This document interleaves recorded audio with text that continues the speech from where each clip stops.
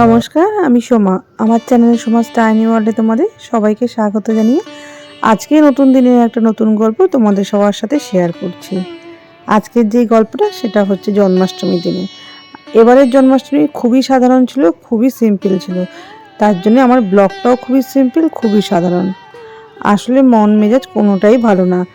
অনেক কিছুরই ভিডিও করে রাখছি ঠিকই, যে ভিডিওটা পোস্ট করব বা সেটাকে একটু এডিট করব, কিন্তু যখন সময় আসছে তখন কোনোটা কিছু করারই মনে আর বসছে না। আসলে চারিদিকে যে পারিপার্শ্বিক অবস্থা হয়ে রয়েছে, সেই জন্যই এই অবস্থা। কিছু করার নেই, জানি না আদৌ এর ফলাফল কী হবে, কোনো কাজে আসবে কি আসবে না, কোনো বিচার বিবেচনা কিছু হবে কি হবে না, কোনো নতুন আইন শৃঙ্খলা আমাদের জন্য তৈরি হবে কি না, যাতে আমরা নিজেদেরকে সেফ ফিল করি, জানি না। সব কিছুই তাদের হাতে। যাই হোক, আমাদের এই যে আজকে যে জন্মাষ্টমী উপলক্ষে যে এই ভিডিওটা, তো এটা জন্মাষ্টমীর আগের দিনের। গোপাল সোনার মুখে প্রথমে যাকে বলা হয় ফেসিয়াল করা, আসলে ওই ব্রাশও দিয়ে দিদিভাই ভালো করে তাকে পরিষ্কার করে দিল। সে কিছুক্ষণ মাখিয়ে রেখে দিয়ে বাকি নিতাই গৌর এদেরকে আগে পরিষ্কার করে তাদেরকে নতুন একটা জামা পরিয়ে দিল। ওনাকে কিন্তু আজকে কোনো রকম জামা কাপড় পরানো হবে না, গোপাল সোনা এরমভাবেই থাকবে। কারণ আজকে উনি ফেসিয়াল করার ওনার মুখ চোখ সমস্ত যা মেকআপ ছিল করা, সেগুলো সব উঠে গেছে। তাই নতুন করে একটু তাকে রাঙিয়ে দিচ্ছি সুন্দর করে। একটু চোখে কাজল, একটু টিপ, একটু মুখে গালে একটু কলকা করা, একটু হাতে কোমরে একটু কলকা করে সাজগোজ করা, এইগুলো হচ্ছে আজকে তার হবে। আর যেহেতু বৃষ্টির ওয়েদার ছিল, তো তার জন্যে এইগুলো শুকাতে একটু সময় লাগবে। ওই কারণে আজকে আর তার কোনো প্রকারে সাজগোজের সাথে জামা কাপড় পরা হবে না। তাই আজকে সে ছোট্ট বাচ্চাদের মতন বিনা জামা কাপড়ে রাত্রেবেলা সে ঘুমাবে। আর এখন হচ্ছে তার চলছে নানান রকম সাজসজ্জা। একটু চোখের কাজ হলো, একটু আইশ্যাডোর কাজ হলো, এখন হচ্ছে টিপের পালা, মানে তিলক। উনি এখন তিলক দিয়ে সাজছে।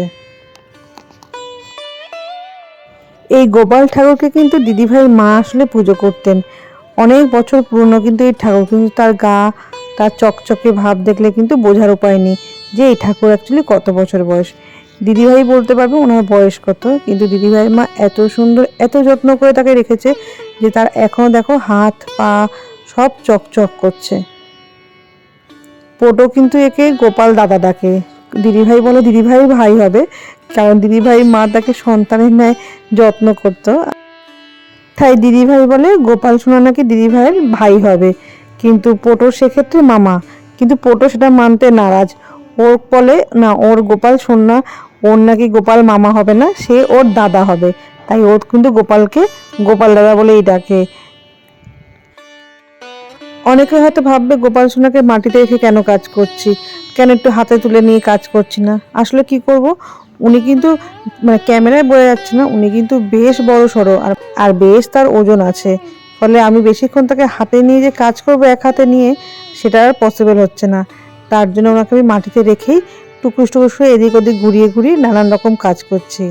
আর এখন হচ্ছে ওনার গালের মধ্যে একটু নকশা করে দিচ্ছি, মানে কলকা টাইপের একটু করে দিচ্ছি। কিছু সেরকম আহামরি ডিজাইন দেবো না, তো কারণ অন্য সময় পরিষ্কার করতে গেলে সেগুলো উঠে গেলে তখন আর্ধেক আর্ধেক থাকবে, আর্ধেক উঠে যাবে, সেটা দেখতে ভালো লাগে না। তাই খুব বেশি ডিজাইন দেবো না। আর আমি যেমন এদিকে নিজেকে ব্যস্ত রেখেছি, দিদিভাইও কিন্তু নিজেকে অন্য একদিকে ব্যস্ত রেখেছে। উনি নিত্যানন্দ আর গৌরাঙ্গকে সাজিয়ে গুছিয়ে দিয়ে গেছেন গিয়ে। তারপর দিদিভাই ওদিকে মিষ্টি যেসব রান্নার জিনিস লাগবে, সেগুলো কিন্তু অনেক রাত অবধি জেগে জেগে করেছিল, প্রায় রাত 3টে অবধি জেগে জেগে। আর কি কি প্রসাদ স্বরূপ দেবে সেটা কালকের যে ভিডিওটা করব সকালবেলা, সেদিন তখন তোমাদের সবার সাথে শেয়ার করব যে ভোগে কি কি দেওয়া হয়েছিল। আসলে বিশাল বড় করে একসময় দিদিভাইদের বাড়িতে না এই পুজো হতো জন্মাষ্টমীর উপলক্ষে। তখন দিদিভাইদের বাপের বাড়িতে প্রচুর লোক সংখ্যা ছিল, নিজেদের যে আত্মীয় স্বজন ছিল যেইটুকু বাড়ির মধ্যে, এই ছেলে মেয়ে, তাদের ছেলে মেয়ে, নাতি নাতনি, এই করেই প্রায় গোটা 50 থেকে 70 জনের মতন লোক বাড়িতেই মজুদ ছিল। সেই পুজোই এখন এসে দাঁড়িয়েছে একটুখানি জাস্ট নিজের ঘরে যেটুকু দেওয়া হয়। আসলে দিদিভাই এখানে করার মতন কেউ নেই। আমি এই পুজো আচারগুলো সেভাবে অতটা পারি না, যেটুকু আমি যেটা পারি সেটুকু করার চেষ্টা করি, কিন্তু আমি এগুলো পারি না। ফলে দিদিভাই যেটুকু করে খুব সুন্দর করে গুছিয়ে করে, হয়তো ছোটোর মধ্যে করে, কিন্তু সেটাও খুব সুন্দর করে গুছিয়ে করে। আর এই যে গোপাল সোনাকে কিন্তু দিদিভাই বেশ অনেক বছর হয়ে গেছে নিয়ে এসেছে। দিদিভাই মা যখন মারা গেছেন তারপর থেকে দিদিভাইয়ের কাছে থাকেন। তাতেও কিন্তু দিদিভাইও কিন্তু সেইভাবেই যত্ন করে রেখেছে। দিদিভাইয়ের মা যেভাবে যত্ন করে রেখেছিল ঠিক দিদিভাইও সেইভাবেই রেখেছে। এখনও কিন্তু সেই একই চকচকে ভাবটা রয়ে গেছে যেটা দিদিভাইয়ের মায়ের কাছে ছিল। আজ জন্মাষ্টমীর দিন সকালবেলায় তো আজকে গোপাল সোনার জন্মদিন। তো ঘুম থেকে উঠেই সে এখন স্নান করতে এসেছে। দিদিভাই তার স্নানের জায়গা রেডি করে দিয়েছে, খুব সুন্দর করে তার বাথটবটা সাজিয়েছে, ফুল দিয়েছে। আর সে যেই জলে স্নান করবে দুধ দিয়ে, গঙ্গা জল দিয়ে, ফুল দিয়ে অনেক সুন্দর করে তাকে সাজিয়ে দিয়েছে। আর এক এক করে এবার সবাই জল ঢালবে, গোপাল সোনাকে স্নান করাবে। তো প্রথমে দিদিভাইকেই বলা হলো যে তুমি আগে জল ঢালো, কারণ প্রতিদিন যখন তুমিই তাকে তার সেবা যত্ন করো তো আজকেও তুমিই করো প্রথমে। তো প্রথমে দিদিভাই করলো, দিদিভাই পর বললাম দাদাভাইকে করতে, দাদাভাই, আমি, পোটো, বুচুনি সবাই মিলে আমরা ঠাকুরকে স্নান করালাম। আর স্নান হয়ে যাওয়ার পর দিদিভাই তাকে পরিষ্কার করিয়ে তাকে জল খাবার দিয়ে রাখবে। আর জল খাওয়ার খেয়ে যখন তার পেটটা একটু ঠান্ডা হবে তখন দিদিভাই বাকি কাজগুলো সারবে, তার যে লাঞ্চের ব্যবস্থা সেইটা করতে হবে। আজকে তো একটু স্পেশাল দিন, তাই একটুখানি হলেও স্পেশাল করতে হবে। আর আগের দিন দিদিভাই রাত্রি 3টে অবধি জেগে তার একটু কিছু মিষ্টি খাবার জোগাড় করে রেখেছিল। আর আজকে নোনতা খাবারগুলো জোগাড় হবে।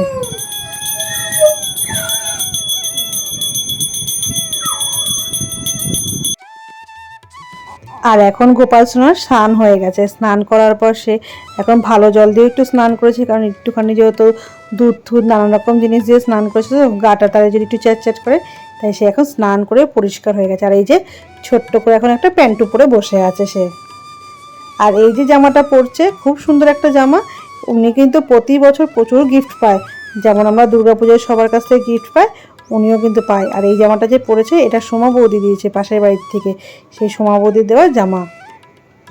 আর এই যে গোপাল সোনা একদম রেডি হয়ে গেছে আজ।